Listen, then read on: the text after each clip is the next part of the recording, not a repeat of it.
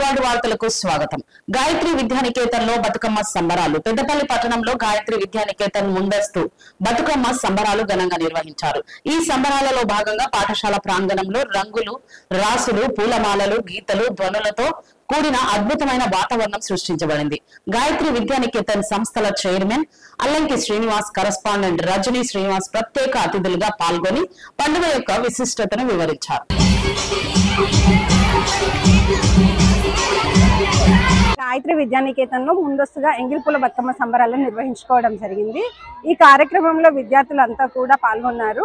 రంగురంగుల పూలను సేకరించి వారే బతుకమ్మను తయారు చేసి భక్తి శ్రద్ధలతో గౌరీదేవిని కొలిచారు. సో బతుకమ్మ పండుగ అంటేనే ప్రకృతిని ఆరాధించే పండుగ.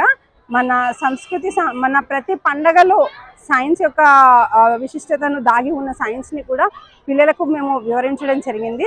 ఈ బతుకమ్మలో కూడా వాడే ప్రతి పువ్వు కూడా తంగేడు, గునుగు, చామంతి, బంతి మొదలగు అన్నీ కూడా మనము ఎందుకు సేకరిస్తాము, ఏ విధంగా పేరుస్తాము, దాని యొక్క ఆంతర్యం ఏంటి అనేది పిల్లలకు వివరించడం జరిగింది.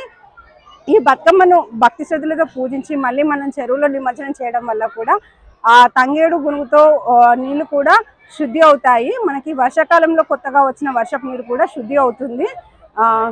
బతుకమ్మ అంటేనే మనకు బ్రతుకునిచ్చే దైవం.